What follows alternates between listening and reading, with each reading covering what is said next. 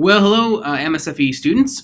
Before you left for the break, many of you, well, I guess if you're receiving this video, all of you responded and said that you would be interested in opting in to a one-on-one mentoring relationship with one of our highly accomplished, esteemed advisory board members.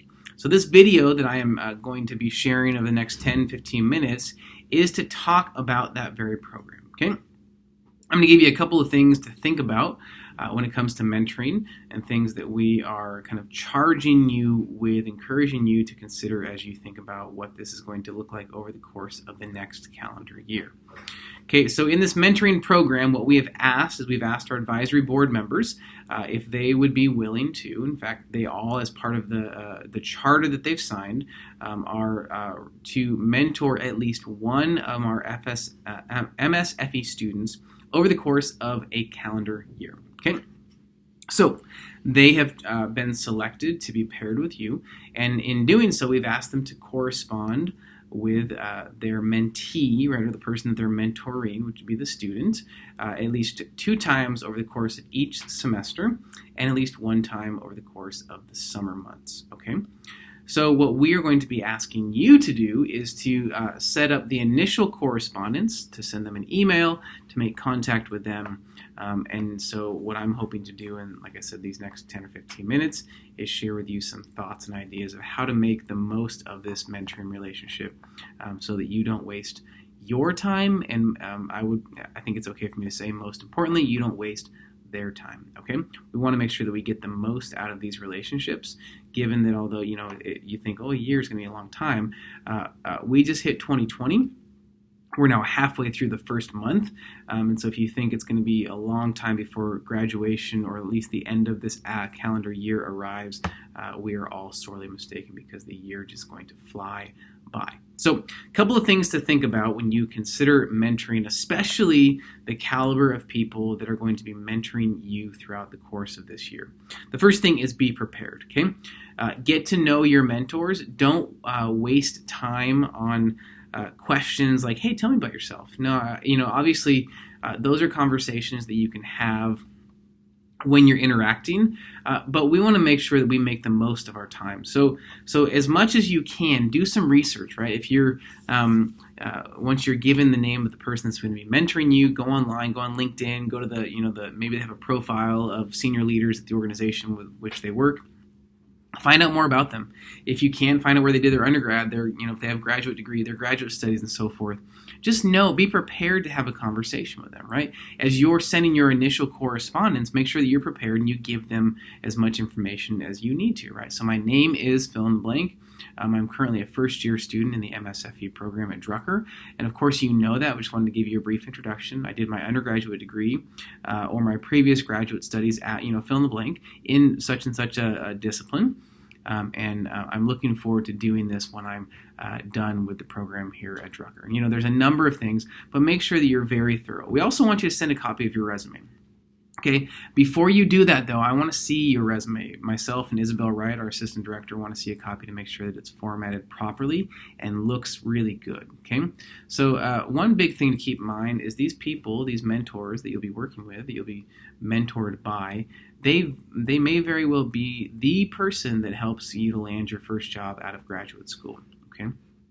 So we want to make sure that we get off on the right foot, that we, the first impression, which is, I would say, is always the most important impression, is the best impression you can possibly make. So be prepared, share information with them that they need, make sure you do some research on who they are, and then send them a copy of a really good-looking, informative, well-formatted resume, and that's something that we can help you with. In fact, we need to help you with ahead of time, okay?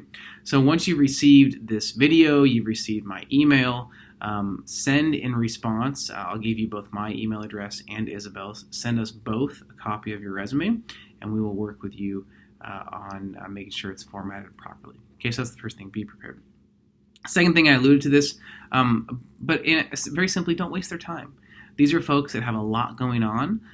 They're highly accomplished. They are in significant positions with their organizations, and they're significant. They're big time organizations. So we want to make sure that the correspondence, the time, even the emails, that we're sending are things that are worded properly, right? We want you to really be thoughtful. I'm going to talk about this in a bit, but be thoughtful and intentional with the words that you use, so that you are actually getting to the point and not kind of beating around the bush. I remember I had a conversation with one of my children the other day, and they just kind of seemed to be going on and on and on. And I just put my arm around him and I said, hey, son, what's the point of this story? And it wasn't in a condescending way. I was just kind of looking to, let's speed this up because I think you have something to tell me, but you're not getting to the point. So what I would encourage you to do is think about the words that you use, think about the questions that you ask even, and get straight to the point, but in a very human, cordial sort of way.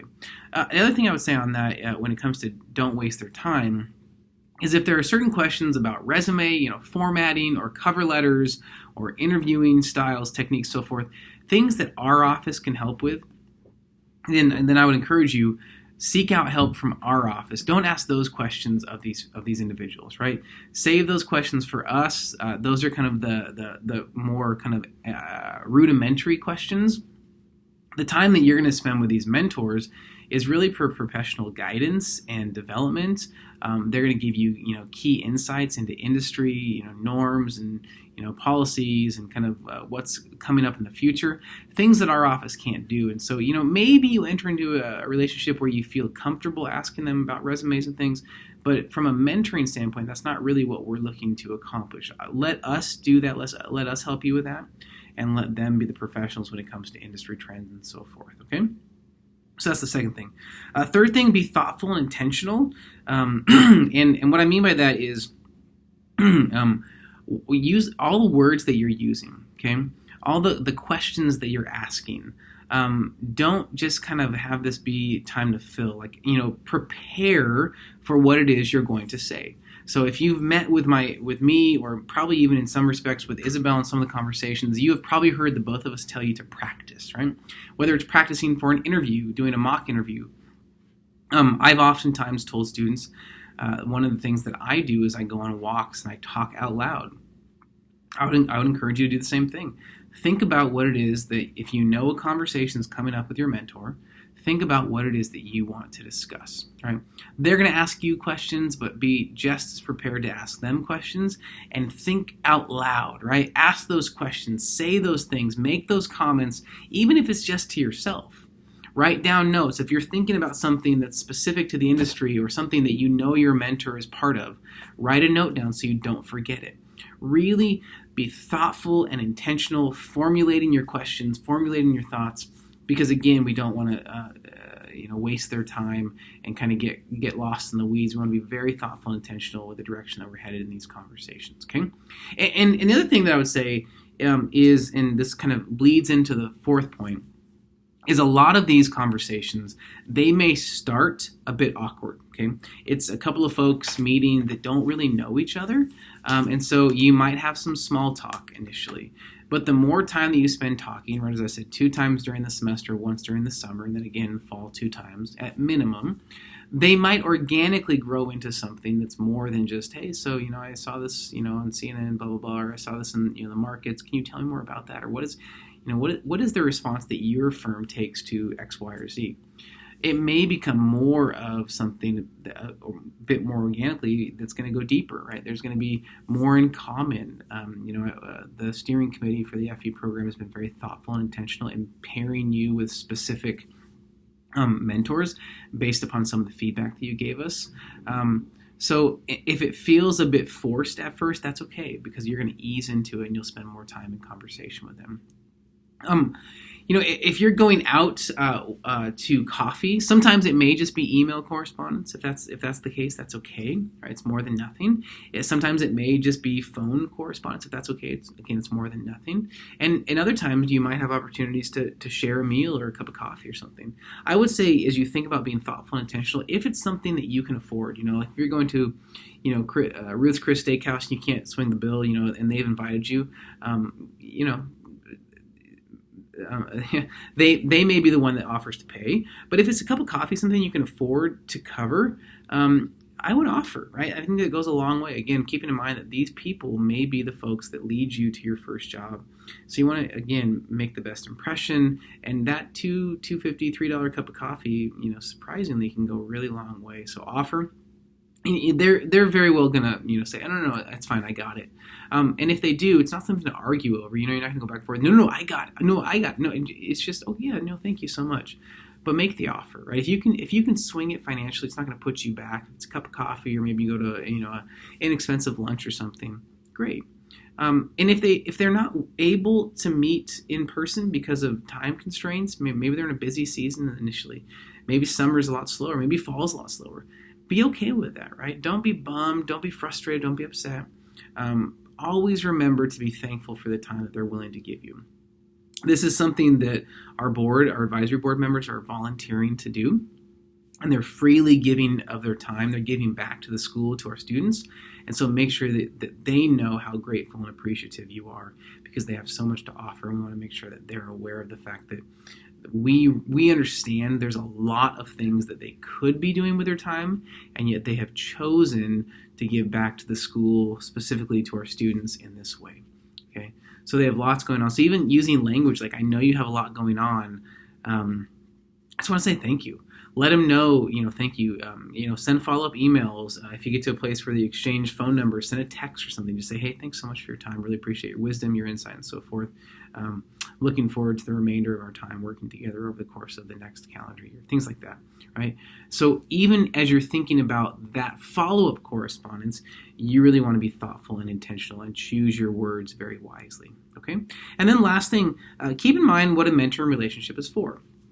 I kind of spoke about it a little bit, that it's not to ask, how do I write a resume, or how do I, do a cover letter for this? But it's really to glean the years of experience and wisdom and insight that these individuals have that you just don't have, right? They're light years ahead of you. They're light years ahead of all of us, really. They didn't start where they are. They actually had to work their way up, just like you will have to do the same. But perhaps the position that they're in currently is the one that you, long-term, kind of your career goal is to be in.